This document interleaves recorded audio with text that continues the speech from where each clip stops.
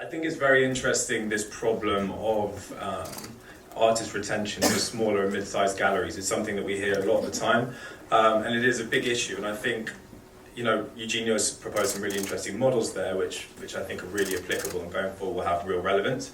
But I also think that if we are as small and mid-sized galleries working within the same frameworks in the same value systems as the mega galleries, then in a capitalist society, of course you're going to be cannibalized. Of course you're going to lose your talent. Of course you're going to kind of become a part of the monopoly that structure engenders. So for me, what I'm going to talk about today is quite a loose presentation, if I'm honest, but it's going to hopefully provide some insight for you guys in terms of the changing cultural values that we're seeing today in society and how that is helping to, is actually kind of informing and changing the way that we go about our business.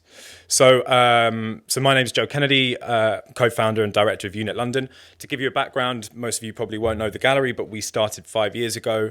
I'm an artist myself, and really the gallery was born from this kind of frustration with the industry as an outsider, having not worked in a gallery before, having not worked in an auction house. I don't have a family in the art world or collecting. I was kind of frustrated from the artist side because I knew that there were really talented artists out there who didn't have necessarily the means or the access to the structures of the industry which would allow them to have a voice. And I felt there was an injustice there. And on the gallery side, visiting galleries as somebody who was probably not a collector or somebody of value, I felt that there wasn't enough communication or engagement actively there from the galleries to welcome me to the gallery, to give me a sense of value. And so we came up with this idea of Unit London. When you say Unit London, phonetically, the first thing you say is you. And so a core principle of our gallery is about inviting and welcoming human engagement into the art process, regardless of whether you are, a collector, an artist, a dealer, a museum director. It doesn't matter to us. It's all about creating engagement, which is obviously, as we all know, I think, a currency of the 21st century. So just to give you a bit of context, this is 5 years ago. This is me and my business partner. I'm doing a great Harry Potter impression there, and I have heard all of the jokes before. You can see behind me on the screen there, on the window. This is a small old charity shop in Chiswick where we hosted our first show.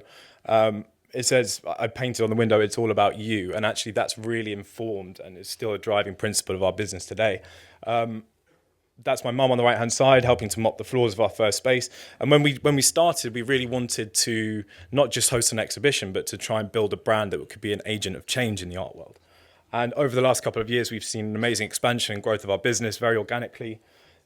This is now the space that we opened last year in Mayfair on Hanover Square. It's a 6,500 square foot space and offers an incredible platform now for us to be able to promote and tell the stories of the artists that we represent. So we work with 25 or so amazing contemporary artists from all over the world, different genders, races, ages and backgrounds. Our selection process is really based on the quality of the work and the originality of the artist, as opposed to any of the other factors that might come into play. So we don't look at where they went to school. We don't look at where they studied.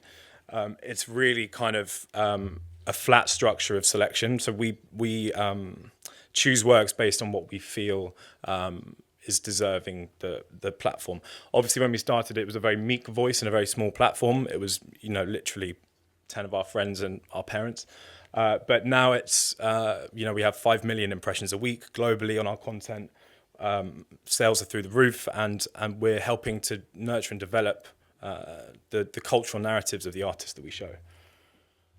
So yes, you is what this talk is really all about.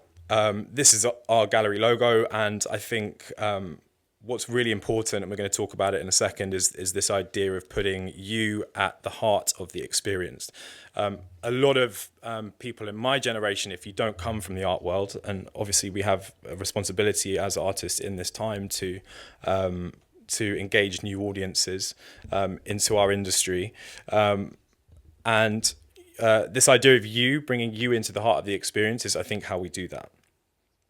So we live in an age today of unprecedented access to information. This is probably one of the biggest cultural shifts that's happened over the last 20 years.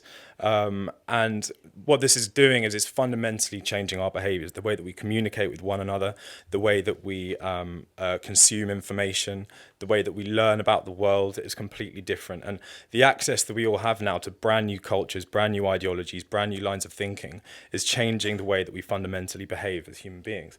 And what I think is really interesting is probably up until the late 90s and the advent of the internet, brands across culture, not just in the art world, but all brands had this amazing kind of enjoyment of a monopoly of the market and this almost kind of tyrannical, autocratic relationship with consumers. So a brand used to say, this is our product, it's great, you as the consumer, take it and deal with it. And consumers are kind of swept up in this model of capitalism, which has dominated Western civilization for a very, very long time.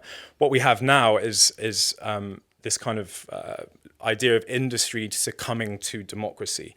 As we as consumers and individuals have become more intelligent, more empowered, as we have access to new ideas and more information, actually what brands are now saying to us is, what do you think? Why don't you tell us what you want and we will go out and we'll make that happen for you. And we'll keep optimizing and making our service better based on what your preferences are. So this is a crazy shift. This is a crazy power shift that's happened. And I think it's something that the art world is still learning to deal with. I've just given a few examples of brands here that have not just become billion-dollar businesses and kind of the darlings now of our culture, but also brands that have completely changed and revolutionized the industries in which they work. So Spotify has completely changed the way that we think about listening to music. We never go and buy CDs or vinyls anymore. It's all streamed whenever we want it, however we want it. Deliveroo is an app that I probably prop up. Anyone who's been hungover and who has access to this app, you know what I'm talking about. Netflix, we can binge watch movies now. Broadcasters don't have the opportunity to string out series of programs to allow for advertising revenue. Everything is done on our terms. And I think this is a really interesting change. Also, things like Uber, it's an app, and I think it's probably quite relevant. I'm sure, there's been a taxi strike here. You can see all the cabs in Barcelona up in arms because a consumer-driven company like Uber is putting them out of business. And I think there are probably some comparisons to be drawn to our industry here. So this economy that we live in is driven by transparency, and this poses a problem for the art world. So in this economy that we live in, it's a sharing economy. It requires a flat structure where people share information, people have access to information, and people want to feel empowered. All of these big brands, all the successful new age businesses empower the individual. They provide access to information, and they're completely transparent in the way they deliver their messaging and in the way that they create their products. This is why we have gluten-free. This is why we have ethically sourced products. Independent brands have usurped the big corporate brands because they're transparent. So how does this kind of work out for the art world? Obviously, the art world really has operated for a long time on this idea of opacity. This is one of the reasons I started my business. Withholding information or not being totally clear about information, what's available, what's not available, how long is the waiting list, all of these things that we all know. But there's a clash here. There's a big clash because culture is changing so fast. The expectations of the modern person and consumer is very, very different to the ideals that we've built our industry upon. And so something has to give. The empowered individual, these again, just a few slides just to kind of illustrate my point. But I think this is typically characterized by the millennial generation, of which I'm a part, and which obviously gets kicked about in the press quite a lot for being self-entitled, lazy, all these things. But actually, I would argue, and don't get me wrong, I do know millennials who do subscribe to those notions, but actually, I think society has created a monster almost. It's this idea that millennials are entitled. Well, yes, they're entitled because a capitalist society is now looking at them and telling them that they are great and that they should have a central part to play in business and an economy. And so yes, there is an entitlement among this generation. If we look at some recent examples, Black Mirror, Bandersnatch is a new show on Netflix, which actually allowed the viewer to choose the decisions of the protagonist interactively. So you could choose whether the protagonist would eat cornflakes or sugar puffs. And later, as the plot thickened and got more interesting, you could choose whether to stab your father with a knife or to hit him over the head with a keyboard. Quite serious decisions, but again, it's this idea of consumers having this unprecedented level of power and influence within a branded piece of content. Nike ID is another great example where you've got a big brand allowing the consumer, the individual, to be a part of the production of the creation of their product. And also, Instagram polls now. Big brands on social media are actually actively going out and asking their audiences for their opinion. We're now more than ever valuing the opinion of the people, of the mass audience. So it's a much more democratic way to get to an answer. So just to drill down from that empowered individual to a kind of more specific, kind of plurocratic example, and this idea of the new collector. Who is this new collector? It's somebody that I know very well. My business is to a large part built on people like this, and it's the fastest growing generation of fastest growing wealth class. These are people who have all of the characteristics of the empowered individual. They expect transparency. They expect to be part of the conversation, but they also are very, very busy. These people run their own businesses. They run banks. They run hedge funds. They might be venture capitalists. Whatever they're doing, they are very, very, very busy, and they have very, very, very little time. Lots of mid-sized galleries who are now kind of struggling with footfall, and they don't know where to get the collectors from, so they're going to fairs and they're spending all their money on booths, and they get into this horrible vicious cycle. Well, actually, they're basing their marketing plans on this idea of the connoisseur collector who has loads of time, who's inherited their money, who deeply researches the market, and who has hours on end to spend walking around galleries and talking to gallerists. That the notion of that collector obviously still exists, but more and more it's being usurped by this incredibly busy, time-poor individual who has lots and lots of money to spend, who maybe feels disillusioned or not welcomed by the art world because of the structure, but who wants to get involved in buying art, who wants to start collecting, and the ideals, these kind of selling tools for galleries of how to sell to this leisure class connoisseur collector aren't so relevant anymore. So these people don't want to go into a gallery and see somebody at the front desk who doesn't smile to them or who doesn't have the information to give them. They want fast information, they want transparency, and they want a human experience. And so we have to kind of recognize that this new collector exists, that this new collector is growing very fast, and we need to understand how we as businesses can make them feel special and how we can service their needs. What's interesting for me is that the two big models of the industry right now, if we leave galleries to one side, the auction houses and the art fairs are actually servicing these collectors very well. They're ticking a lot of the stress points and a lot of the motivational drives that they have. So auction houses, it's a competitive environment. There's public records of pricing. For people outside the industry who want transparency, this feels like a very transparent place to go and shop. So auction houses are doing very well from this new breed of collector. Art fairs, by the same token, are also benefiting because they are offering a quick one-stop shop. If you're a super busy running 5 businesses kind of guy, you probably use advisors, and you might have 1 or 2 days a year where you can get a quick snapshot of the market, however unrepresentative that might be. But you get a very quick snapshot. You can buy works. You can start collecting in a place and time which is very concentrated. So these two models are doing very, very well, and obviously art fairs have proliferated no end. But how do galleries remain relevant in this new culture with these new collectors and this new environment that we live in? So I think this is a really important point, and it might be very obvious, but I think it's important to realize that as these changes are happening, what our value is as gallerists. I see our business at Unit London as more than just a gallery. We're almost an agency. We create content for our artists. We help them develop their narratives. We help them develop their work. We help them with studio space. All of these things are are allowing our artists to grow and develop. But we're not just selling art. We're in the business of perceived value. What I mean by perceived value is, psychological value, intangible value, is value that you can't see or quantify or touch. And it's generated in all sorts of ways, which, are baffling to lots of us a lot of the time. We all write books about trying to figure out what this value is. How can you take something that costs £500 to produce and sell it for £500,000? That gap in value there, from material to actual value, is all generated, and it's so important for us to understand the relevance of that perceived value.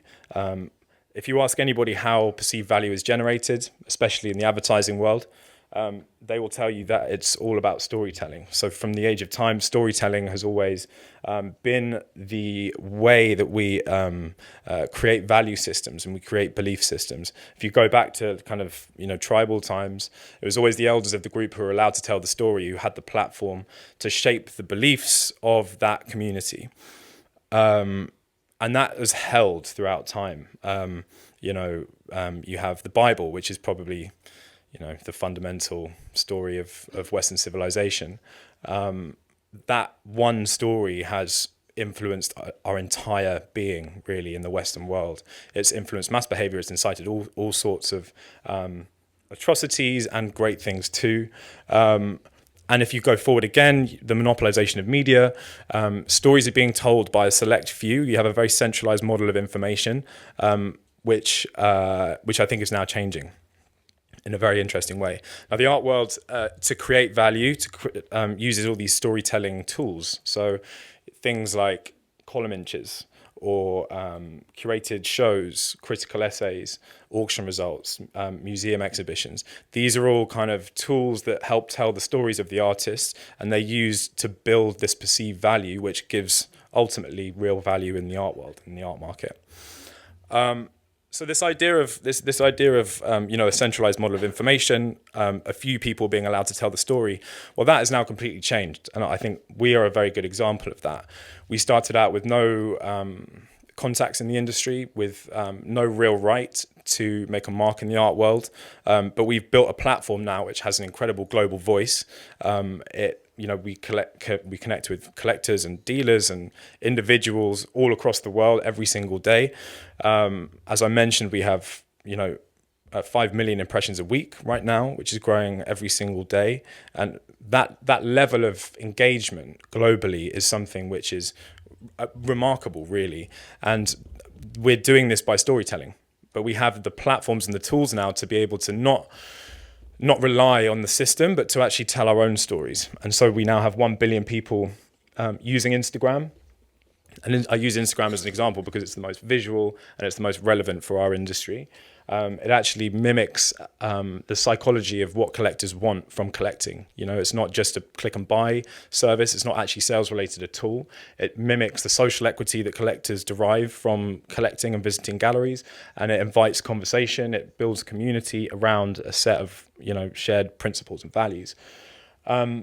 So this idea of being able to tell your own story now, every single person in this room can do it. As long as your story is relevant and good enough, people will come and listen. I can equate it to taking a box in Hyde Park, standing on a box. If you're singing and you sound like a strangled cat, chances are nobody's going to listen. But if you have, the voice of an angel and you sound like Charlotte Church, then after a while, you're going to have a group of people around you who are invested in what you're saying or what you're singing. And so it's really important for us to acknowledge that storytelling can now happen anywhere. And this is opening up really, really exciting opportunities for artists and small businesses who previously had to overcome insane barriers of entry to market. This is an example that I always like to use because Ed Sheeran, I think, is somebody who we all know and we all love, but is also somebody who traditionally would never have been picked up by an A&R at Sony or Warner. He has gone on to become the world's #1 global recording artist, but the reason he got there is because he started posting videos of himself playing the guitar, singing on YouTube. He kind of bypassed the traditional system, which would never have selected him and given him the platform, and he created it himself. it got to a point where his critical mass, his critical audience was so big that the A&Rs and the labels had no option but to sign him, take him on, and now, the rest is history. So storytelling in the 21st century, I think, as I said at the beginning, this idea of artist retention and this big issue that we have, if we play to the same value systems, then we are going to be cannibalized, and smaller galleries will always struggle. What we have to try and do is try and derive value or build value systems that are different and that are unique and that will give us currency. So for me, creating experiences is the big thing. Art sales now happening online more so than in physical spaces. So why do you need to spend insane amounts of money on a physical space, as Eugenio knows, I'm sure.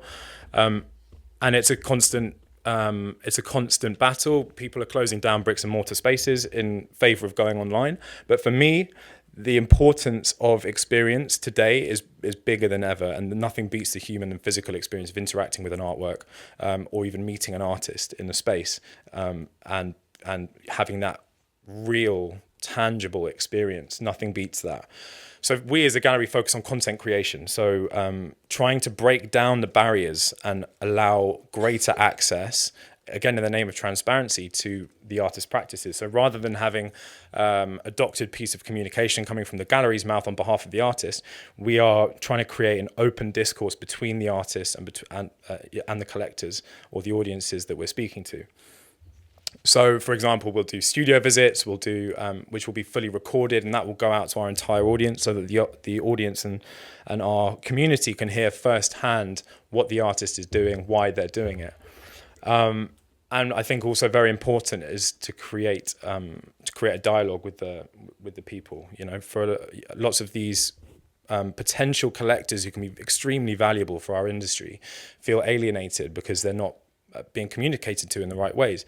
If we can create the right type of content, if we can create the right kind of experiences, and if we can involve them somehow in the dialogue, then these people will start collecting, and these people will help to expand our industry and turn visual art into much more of a mainstream phenomenon. So actually, sorry, on that point, a big part of what we do, yes, we do pay attention to the traditional value metrics, and we do work with institutions, we work with museums to get our artists, using those traditional storytelling tools to help build value into our artists. But rather than spending money on art fairs, which we don't do, we would much rather use our resource to build a community around our values, to build ambassadorship, and to use earned media to our advantage. And actually, popularity, I think, has a real currency in the day that we live in. So putting you in the driving seat, what I do with my gallery, and I will be quick, is we use machine learning and algorithms and artificial intelligence, which Tim touched on yesterday really nicely. But using this type of data can be dangerous.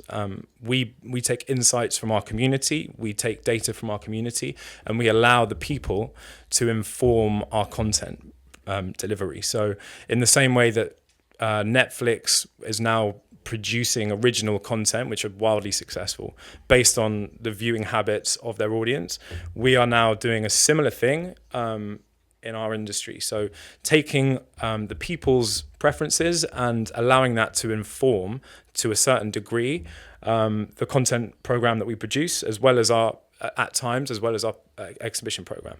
Now, obviously, this is a dangerous game and the art world doesn't like it, because traditionally the tastemakers are the top curators, the top museums, the mega galleries. They're the ones that are defining taste. If we are allowing the consumer or the collector to have a greater role in what defines taste, and if we are constantly optimizing and augmenting what we show based on their preferences, you can very quickly end up in a bubble where you have preferences from a sample pool which gets accentuated and intensified into something which becomes homogenized. So you have an aesthetic which is not representative of broader society. So in this new age of machine learning and a data-driven society, we have a responsibility to constantly allow new ideas to flourish and to constantly recalibrate the preferences of the community to help drive taste. So this kind of gets back, it's very long-winded, but it gets back to the point of this discussion. This is a show that we did for Frieze last year called 21st Century Women. And to that point of kind of having to recalibrate the audience's preferences, it's important for us to shine a light on the marginalized or, the lesser shown parts of the art world. So this was a show called 21st Century Women, 18 British female artists, curated by Ruth Olstrop and Jane Neal. It was an amazing show, and it was kind of celebrating the freedom of women to be able to create. But this is a good example of us understanding what's happening with our audience, using that data, and then allowing it to inform our programming. So what next? Just to summarize, yes, we are moving into a new age. Yes, there is a very dramatic cultural shift that's happening. If we want to stay relevant, if especially small businesses, young artists, mid-sized galleries, if you want to be successful, you need to stop relying on that idea of the leisure collector. You need to understand who this new individual is, what motivates them, what drives them, and then how you communicate to them. I think what we need to start doing is more and more listening to the people, allowing them and empowering them in some capacity to become a part of our industry. Let them in, let them have a say, let them have a voice, because that is what they want. And if you can do that, we're going to have engagement, and we are hopefully going to drive change. I think this idea of experimentation and willingness to fail, since we've started, we've always embraced failure. We've always kind of gone above our means to, we know we had 9 pop-ups in the space of 4 years. We now have our first permanent space. We have 20 staff. Things are growing very fast. We're doing our first international space this year in Asia, which is very exciting. But this embracement of failure is something that's so important. And especially in an age where everything is being optimized and constantly perfected, we have to encourage failure. We have to encourage experimentation, because that is probably how we're going to incite change. Thank you.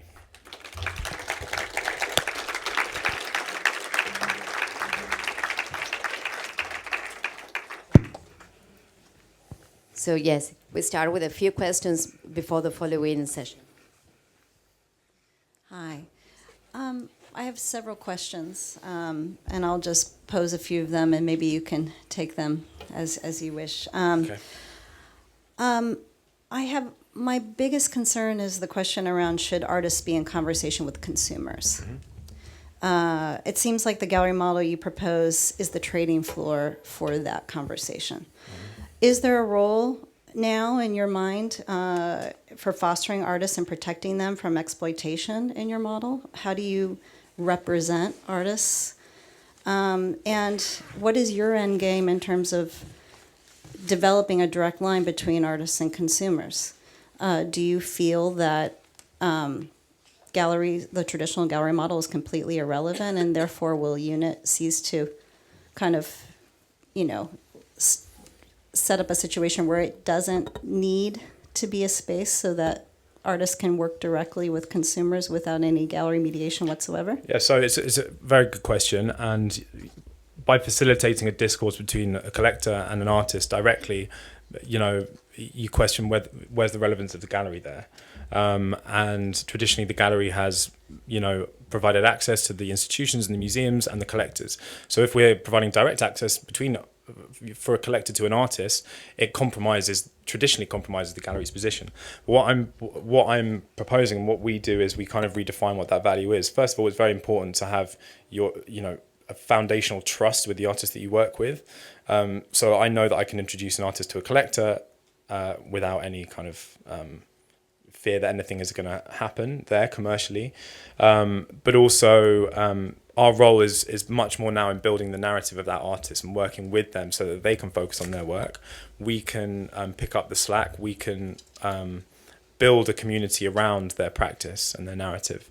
So the role of the gallery really is moving into this kind of almost like an agency sort of role where marketing and storytelling becomes central.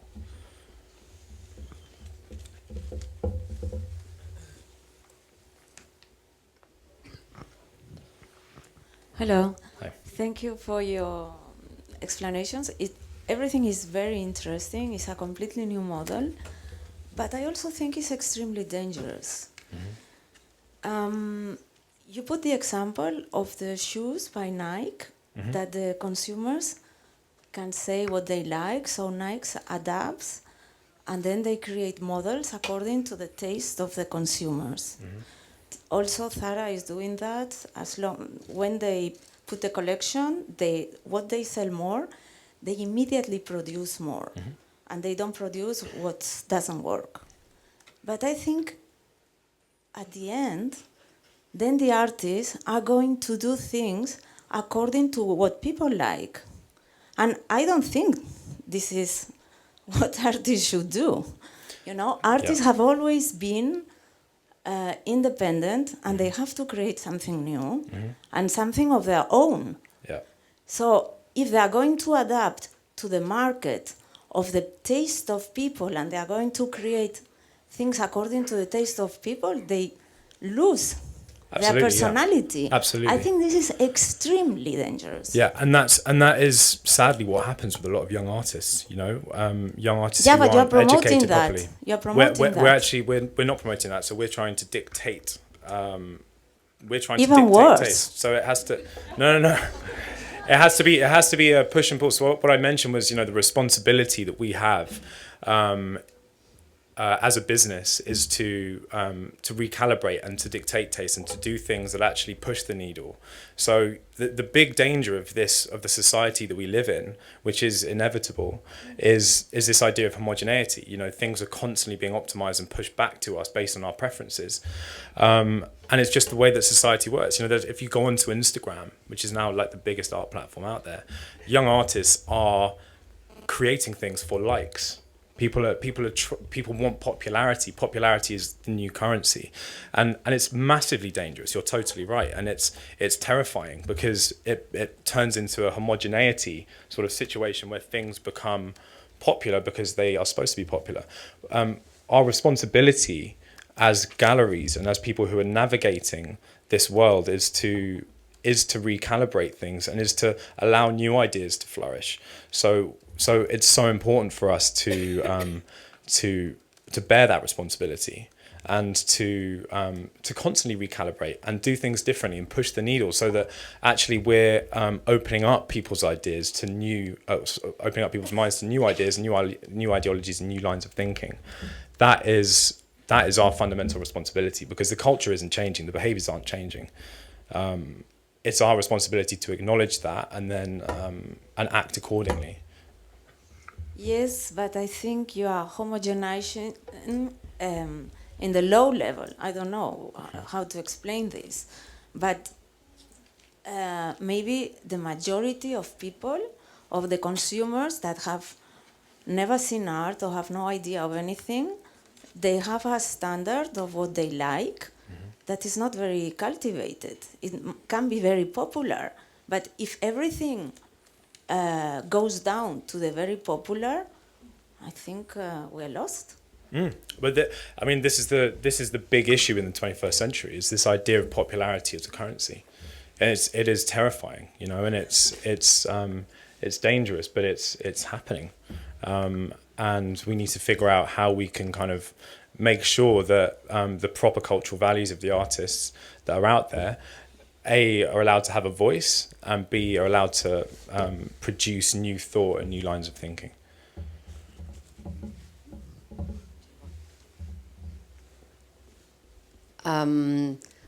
We are running out of time to the following. I think many of you have would like to ask more questions to Joe, but we have to go directly to the other session. Yes, before a coffee break. So thank you, Joe.